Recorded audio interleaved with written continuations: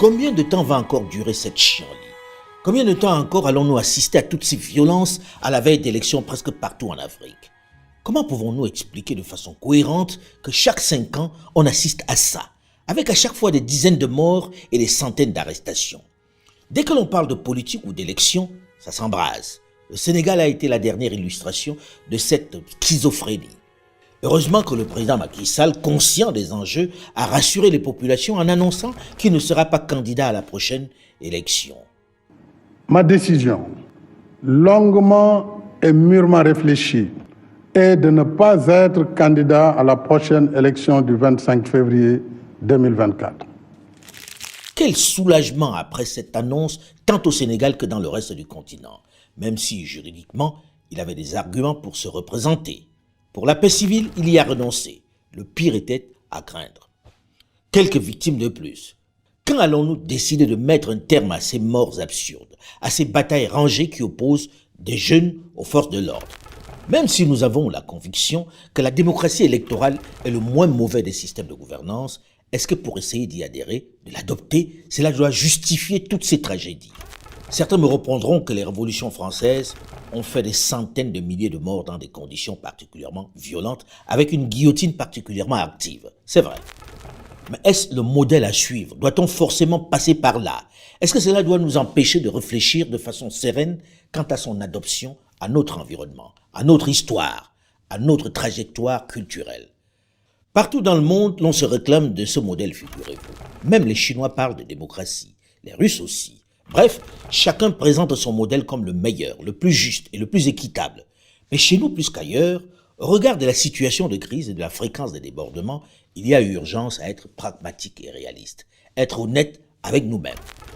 Ça ne marche pas, ce modèle de démocratie électorale que nous avons accepté, ou plutôt qui nous a été insidieusement imposé au début de la décennie 90. Et lorsque quelque chose ne marche pas, on doit tout faire pour le changer ou au moins l'améliorer. L'obstination n'est pas la meilleure des solutions. La pire des colonisations est d'abord celle de l'esprit, celle qui consiste à ériger les modèles imposés à nous en dogme, presque en religion. Souvent, le colonisé ressemble un peu, ou l'ex-colonisé même, ressemble un peu à cet esclave du 19e siècle, qui libéré va jusqu'au pas de la porte, et puis revient à la maison parce qu'il ne sait plus où aller. Il ne sait plus où aller. Depuis le temps qu'il a perdu la liberté. Depuis le temps qu'il a acquis des réflexes de subordination. Depuis le temps qu'il a pensé, comme appris à penser à travers son maître. Au lieu de se battre pour défendre un concept importé qui est certes bon sous d'autres cieux et a montré son efficacité, mais qui peine à donner des résultats positifs chez nous, peut-être que le diplômé africain doit avoir le courage d'interroger le système, de l'adapter pour le mettre à la sauce africaine. C'est en cela qu'il deviendra un intellectuel. En politique, la priorité n'est-elle pas de donner la paix, la sécurité et le bien-être aux populations? Or, lorsque l'on regarde ce qui se passe dans nos pays au sud du Sahara, on en est loin. Les guerres succèdent aux crises sociales et sécuritaires. Les politiques pour des objectifs électoraux utilisent le tribalisme et l'ethnicité pour diviser plus que jamais les populations, pour les amener à s'affronter. Les mêmes politiques rivalisent d'ingéniosité pour interpréter à leur sauce des textes qu'ils ont domestiqués. Pendant ce temps, les diplômés, les universitaires, prisonniers de ces concepts, se battent sur les plateaux de télévision et des radios pour interpréter ces textes, pour dire qui a raison ou non, qui a le droit de se présenter ou non, s'appuient sur des articles qui ne sont pas toujours compris, pour expliquer si tel ou tel a, selon la Constitution, le droit ou pas de se présenter à un troisième mandat. Chacun selon son camp. Tous sont certains d'avoir raison dans leur démonstration, mais personne ou presque n'ose s'interroger sur la pertinence et l'adaptation de ces textes, de ces articles, de ces constitutions importées avec leur charge historique et le contexte dans lequel elles ont été adoptées chez nous. On passe le temps à discuter, à faire des palabres pendant que les rues s'enflamment. C'est peut-être le moment pour la jeunesse africaine, moins formatée que la mienne et celle de mes aînés, de s'attaquer sérieusement et de façon constructive à ce modèle importé, à cette démocratie électorale à l'occidentale, avec ces constitutions qui nous divisent et qui ensanglantent nos pays. Pourquoi le monde occidental, de façon parfois choquante, veut imposer à tout le monde son système. Nous sommes en droit de nous poser cette question. Et vous êtes en droit de vous poser à vous-même cette question. En tout cas, nous devons urgemment nous poser la question. Les meilleurs textes de loi puisent leur essence, leur légitimité dans l'histoire des peuples concernés. Ils ne peuvent être importés, encore moins imposés. Je sais qu'en tenant ces propos, certains intellectuels, certains ayatollahs du mondialisme vont rappeler que nous devons absolument copier ce qui marche chez les autres, que l'on s'enrichit aussi de l'expérience des plus avancés. C'est vrai. Mais on ne peut pas nous reprocher d'avoir essayé. Dans le même temps, il ne faut pas que cette obstination nous conduise à notre propre perte. On doit pouvoir se libérer de certaines chaînes qui désormais sont dans nos têtes pour essayer de penser par nous-mêmes. L'esclave qui n'est pas capable d'assumer sa révolte ne mérite pas que l'on s'apitoie sur son sort. Cet esclave répondra seul de son malheur s'il se fait des illusions sur la condescendance suspecte d'un maître qui prétend l'affranchir. Seule la lutte libère. Assurément, les vraies chaînes qui nous maintiennent parfois plus qu'avant dans notre condition, ce sont les concepts que nous avons appris dans nos écoles, les diplômes qui sont devenus synonymes de grandeur sociale, d'intelligence, des certitudes qui nous empêchent d'avoir un regard critique sur ce que nous avons appris dans ces temples du savoir qui en réalité étaient créés par le colonisateur pour fabriquer des commis d'administration, juste bons à exécuter des ordres. Pas question de critiquer ce que le maître d'hier nous a laissé. Pour les colonisés, apprendre est un combat. Très peu sont scolarisés. Et l'État a créé des écoles spéciales, des écoles indigènes. Les enfants n'y apprennent pas nos ancêtres les Gaulois, parce qu'il n'y a pas de cours d'histoire. À la place, une matière inventée pour eux, le français utile. Des petites phrases toutes simples, juste ce qu'il faut pour comprendre les ordres du colonisateur. 80% restent analphabètes. Les directeurs pensaient que nous étions des sauvages, que nous avions tout à apprendre, que nous étions une table rase. Et obscurément, je sentais que ce n'était pas vrai. Obscurément, je sentais que nous avions notre civilisation. En effet, mon père m'avait élevé dans la fierté de ma race et de ma famille. Et pourtant, c'est eux qui nous ont laissé les textes qui jusqu'à ce jour nous régissent. Les sauvages, la table rase. Voilà une trentaine d'années que chaque 5 ans, l'on verse du sang, l'on s'étripe, l'on détruit le peu d'infrastructures et d'édifices que nous avons pu construire. Toujours pour les mêmes raisons, les textes constitutionnels. L'on se bat pour défendre des textes dont nous avons hérité malgré les carences qu'ils présentent pour nous. Peut-être est-il venu le temps, pour les jeunes moins formatés, en tout cas moins complexés, d'avoir le courage de les toiletter ou tout simplement de les modifier. Celui qui ne sait pas d'où il vient ne peut savoir où il va, car il ne sait pas où il est. En ce sens, le passé est la rampe de lancement vers l'avenir. Même si cela me fait beaucoup de peine de citer ainsi un personnage violent, détestable, infâme, le chancelier Otto von Bismarck, qui a organisé la conférence de Berlin, qui a été l'occasion pour les grandes nations européennes de se partager l'Afrique, je dois reconnaître qu'il est utile ici de le rappeler pour mesurer l'ampleur de notre erreur à ne pas regarder les modèles et les textes importés par les autres qui nous régissent aujourd'hui. Il faut faire l'effort de regarder cette vérité en face.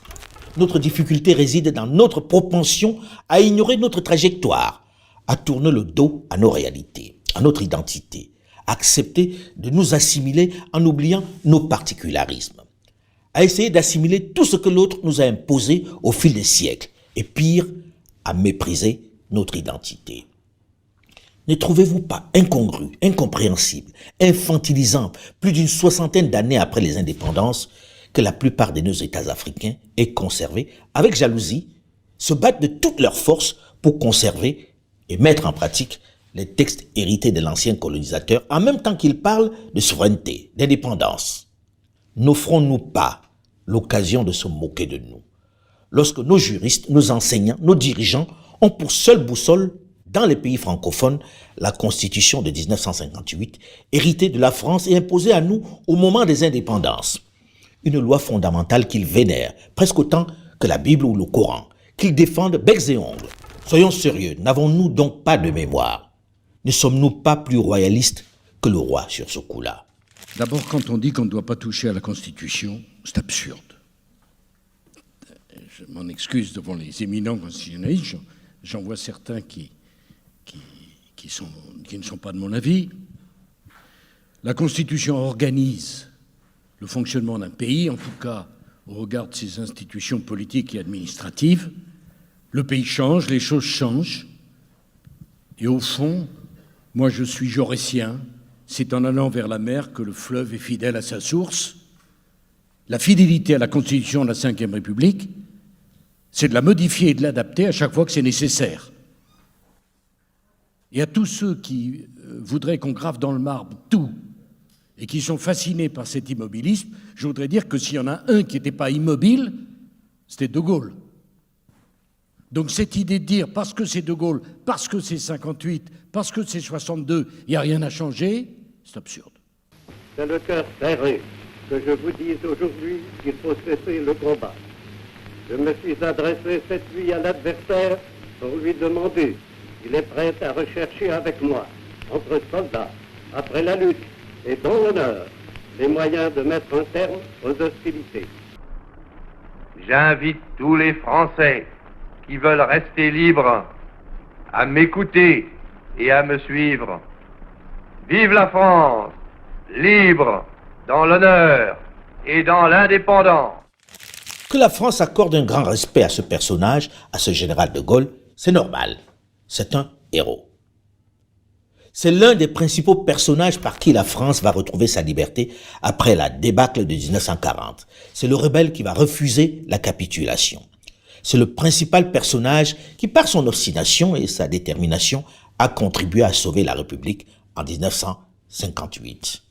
Il est sans conteste l'un des plus grands patriotes français et mérite largement le respect qu'on lui voue. La République, il fut un temps où elle était reniée, trahie, par les partis eux-mêmes. Et moi, j'ai redressé ses armes, ses lois, son nom. Rien à dire, il mérite le respect et la considération des Français. C'est encore lui qui va proposer à son pays en 1958 la Constitution en vigueur en France jusqu'à ce jour. Au-dessus des querelles politiques, qu'il existe un arbitre national élu par les citoyens qui ont un mandat public qui soit chargé d'assurer le fonctionnement régulier des institutions, qu'il existe un gouvernement qui soit fait pour gouverner, à qui on en laisse le temps et la possibilité, qu'il existe un Parlement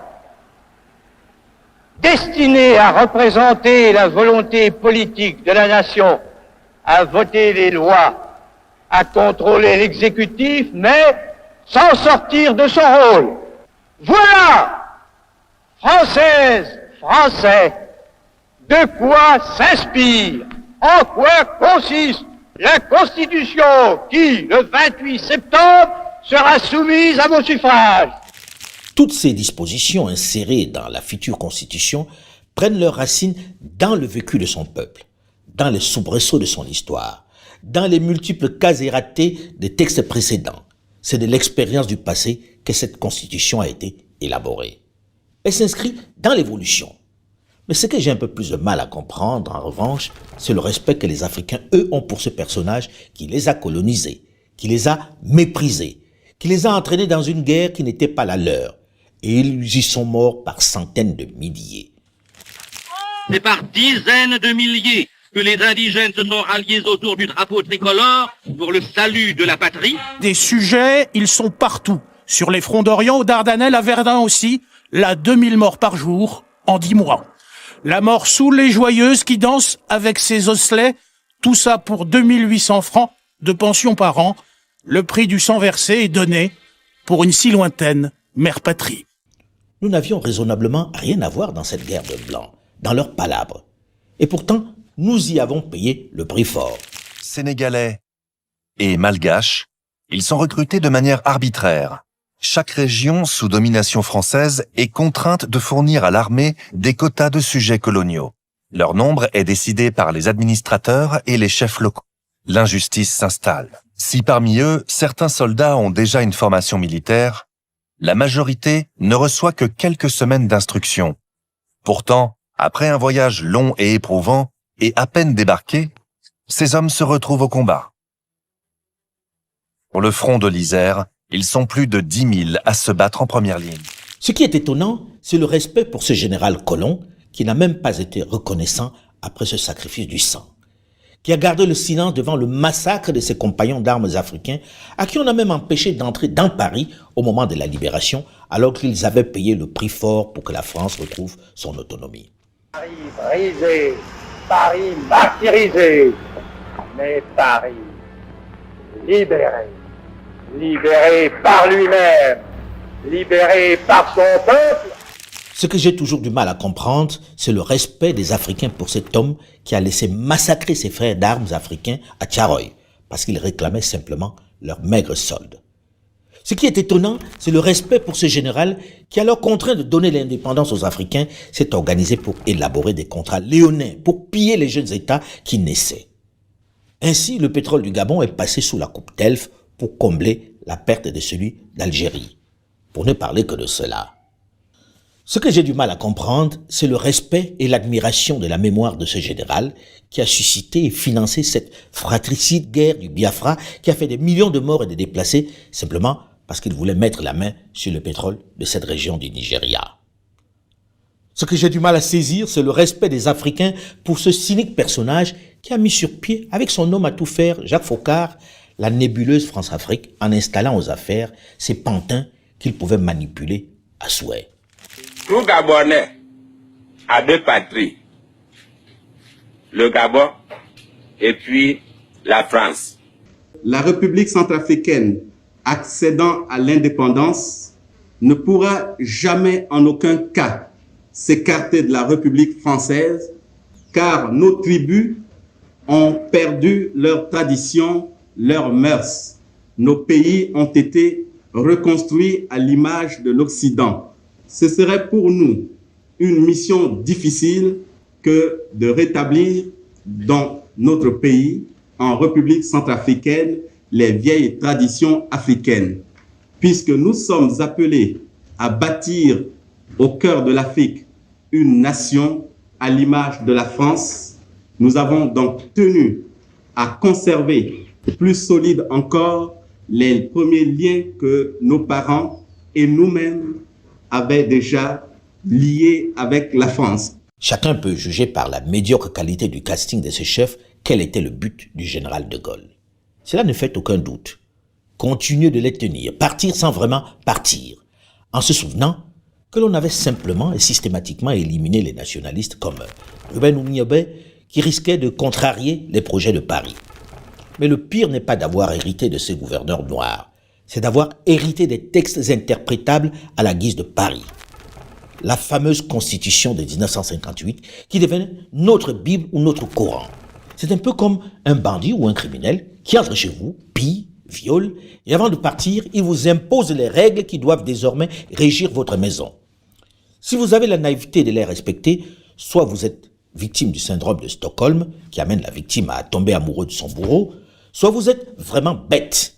Et il est logique que l'on vous colonise, vous réduise à l'esclavage. La Constitution, un document que l'on interprète selon le sens du vent, selon la réalité du moment. Ainsi, sur la base du même document, souvenez-vous, pendant les 3 décennies qui ont suivi les indépendances, notre salut était dans le parti unique.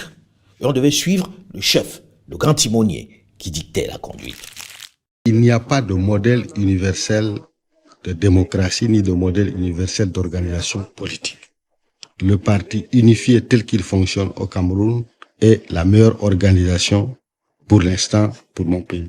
C'était par ce principe du parti unique, du parti-État, que devait jaillir la lumière. On n'avait pas le droit de le critiquer. Dans les universités, on vantait ce système avec un chef fort, voire autocratique, avec la même conviction et la même fougue que les grands prêtres de la démocratie d'aujourd'hui, qui militent pour un chef dépouillé de tout pouvoir. On pourchassait et tuait ceux qui s'opposaient à ce système. Le multipartisme du début était présenté comme un danger pour le peuple. Il fallait s'en tenir à cela.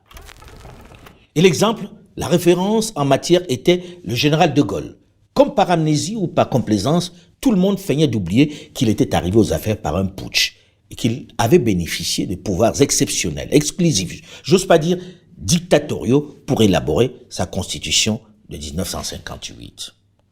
Tout ceci marchait à pas forcer au grand bonheur du maître qui, avec la nébuleuse France-Afrique, continuait de se servir sur le continent. Alors, j'ai beaucoup de mal à comprendre que l'on ait continué de lutter jalousement pour les textes légués par un tel personnage qui a eu le mérite de veiller sur les intérêts de son pays en nous spoliant méthodiquement. Et puis un jour, pour ne pas perdre la main dans la bourrasque du changement qui souffle dans l'Est de l'Europe à la fin de la décennie 80, sur la base de la même constitution, la démocratie avec le multipartisme sont devenus l'urgence.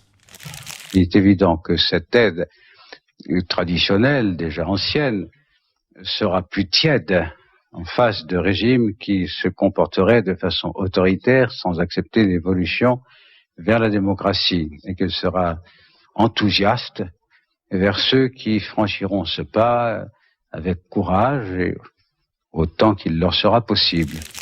Avec la même constitution, les mêmes textes, on est passé au nouveau modèle, dans un monde nouveau. Les chefs d'hier, les grands timoniers sont devenus les traîtres, les fossoyeurs, les tyrans dont il fallait se débarrasser au plus vite. On est descendu en masse dans les rues pour accompagner le mouvement. La nouvelle doctrine est devenue en 1990 la démocratie, qui pouvait s'y opposer, tellement le concept était séduisant. Mais avions-nous vraiment compris en quoi cela consistait? Avions-nous les armes? Étions-nous préparés pour cette démocratie électorale où tous les 5 ans, on doit voter? Avons-nous adapté ou au moins toiletté les textes qui vont avec? Non. Dans les pays francophones d'Afrique, on ne touche pas à la constitution de 1958. Elle est sacrée. Sacrée pour ceux qui savent en jouer. Si les personnes de ma génération nourrissent encore le complexe du colon, du général de Gaulle, sous les you-you à chacun de ses déplacements, les jeunes, eux, doivent résolument tourner le dos à ces considérations d'un autre temps. Eux qui vivent en direct les errements de la politique internationale telle qu'imposée par les grandes puissances au lendemain de la Seconde Guerre mondiale, doivent profiter de la fenêtre qui s'offre à eux aujourd'hui pour prendre le large, pour élaborer sans complexe leur modèle. En réalité, l'histoire a tendance à bégayer et on doit la connaître, s'en inspirer pour construire l'avenir. Décomplexez-vous, ayez conscience que vous n'avez de leçons à recevoir de personne, en tout cas pas des Occidentaux. Surtout pas de ceux dont l'histoire est émaillée de violences, de guerres les plus sanglantes, ceux qui aujourd'hui nous font la leçon sur les droits de l'homme alors que leur histoire est jonchée de guerres bestiales, des pires actes de barbarie. Les pogroms, les massacres de population, la Shoah, les différentes guerres mondiales avec leurs dizaines de millions de morts, leurs chambres à gaz, la bombe atomique froidement balancée sur Nagasaki et Hiroshima au Japon alors qu'il était déjà en déroute, qui ont fait plusieurs centaines de millions de morts et rayé la ville de Nagasaki de la carte du monde. Ce n'est pas nous qui l'avons fait. If there is a country that has committed unspeakable atrocities in the world, it is the United States of America. They don't care. They don't care for human beings. 57 years ago, when Japan was retreating on all fronts, they decided to drop the atom bomb in Hiroshima and Nagasaki. Killed a lot of innocent people who are still suffering from the effects of those bombs. Those bombs were not aimed against the Japanese. They were aimed against the Soviet Union to say, look, this is the power that we have. If you dare oppose what we do, this is what is going to happen to you. Because they are so arrogant, they decided to kill innocent people in Japan who are still suffering from that. Who are they now to pretend that they are the policemen of the world? En réalité, la cruauté des Occidentaux, les guerres et les violences qu'ils ont déclenchées et continuent d'entretenir, nous d'Afrique n'avons rien connu de tel dans notre histoire. Nous ne sommes pas si obsédés du désir de détruire l'autre au point de développer des techniques si sophistiquées de tuerie de masse. S'il n'existe pas d'arme magique, c'est la combinaison des armes qui crée la magie. Il est impératif que nous mettions les armes à sous-munitions entre les mains des Ukrainiens dès maintenant. L'Europe, de tous les continents du monde, est le continent le plus brutal où il y a eu les guerres les plus sauvages. C'est pas l'Afrique, c'est pas l'Asie, c'est l'Europe. Et je vais vous dire autre chose. C'est pas au Moyen-Âge, c'est au XXe siècle. C'est en Europe qu'on a exterminé des Juifs. C'est en Europe qu'on s'est battu. Quand on a dit, avec la guerre russo-ukraine, c'est le retour de la guerre qu'on n'avait pas vue, c'est une stupidité, puisqu'on a oublié la Bosnie. Si vous n'avez pas l'Union européenne, vous avez des affrontements considérables. Notre continent est brutal, sauvage, et peut verser dans la barbarie. C'est le marché qui a fait la paix. Et ne pas comprendre ça, c'est un peu théorique. La vérité est celle-là. À côté des Occidentaux ou de l'homme blanc en général, nous sommes des enfants de cœur, de petits joueurs en matière de violence. N'en déplaise à ceux qui ont réussi à travers leurs impressionnants médias qui nous arrosent de façon discontinue, à nous faire admettre que nous sommes les pires barbares, des sauvages, des sanguinaires. Figurez-vous que même sur notre continent, les pires tragédies ont été celles qu'ils ont importées, comme dans les guerres d'indépendance, dans le conflit biafrais pour le pétrole. Même les premiers camps de concentration, dont on parle si peu, ont été expérimentés en Afrique, et plus précisément en Namibie, par eux. Vous nous avez toujours écrasés dans l'histoire. Depuis la traite des nègres, qui a fait entre 200 et 500 millions de déportés, de morts. La colonisation qui a été une tragédie terrible pour l'Afrique. Aujourd'hui, le néocolonialisme, vous nous dominez sous tous les rapports. Vous nous exploitez sous tous les rapports économiques, culturels, politiques, diplomatiques, militaires. Et vous prétendez que notre bonheur, c'est ce que vous nous dites. Or, dans la pratique, vous avez toujours fait le contraire. Et vous, franchement, dans ce domaine, nous n'avons pas à recevoir des leçons de ceux qui prétendent être démocrates, mais qui ne le sont pas, de notre point de vue. En tout cas, par rapport à nous. Ils n'ont jamais été démocrates et ils ne le sont pas. Alors, laissez-nous trouver en toute liberté, parce que soyez convaincus que nous aussi nous aimons la liberté. Nos peuples aiment la liberté, la démocratie. C'est dans la nature de l'être humain. Mais acceptez que nous avons notre histoire, nous avons notre culture, nous avons nos problèmes. Reconnaissez qu'il y a quand même mieux comme exemple en matière de respect de l'humain, non? Pourtant, ils disent défendre les droits humains sur la planète et nous buvons leur discours comme du petit lait. Est-ce que des personnes qui ont pu faire ceci il y a moins de 80 ans sont qualifiées pour faire la leçon aux autres? Je pense que c'est un peu l'hôpital qui se moque de la charité. Est-il crédible pour nous imposer son mode de pensée et de gouvernance? J'en doute fort. Et lorsque l'on voit à quel niveau ils ont poussé le cynisme au point d'élaborer des armes qui peuvent détruire la planète entière en appuyant simplement sur un bouton, on se dit que celui qui doit passer chez le psy au plus vite, ce n'est pas l'Africain, c'est certain. Il y a mieux comme modèle, vous conviendrez avec moi.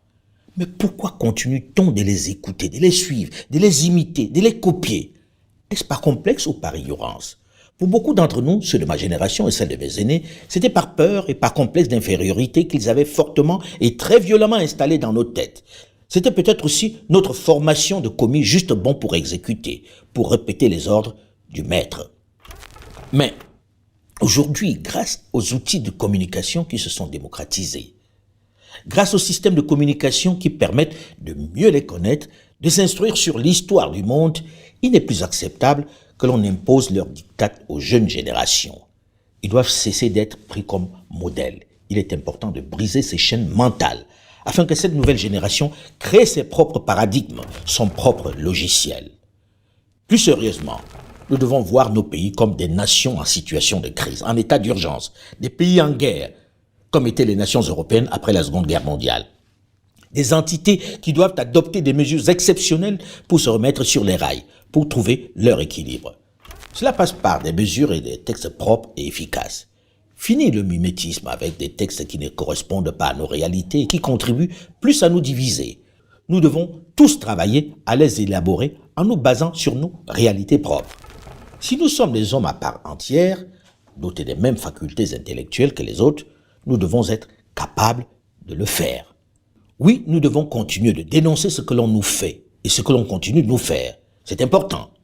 Mais nous devons également construire et élaborer notre modèle sans complexe. C'est une urgence, parce que le seul rejet ne constitue pas un projet. Jeunes gens, dans votre tête, vous êtes désormais débarrassés des chaînes du passé, du complexe d'infériorité et de l'acceptation de la subordination qui a bridé notre action. Vous avez un autre mindset, riche de l'expérience des autres et fort de votre identité plurielle.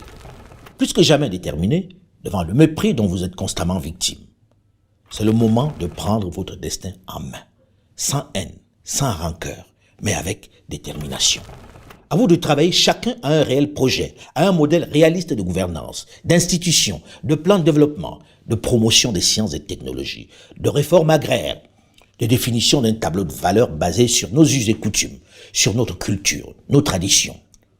À nous d'établir nos priorités.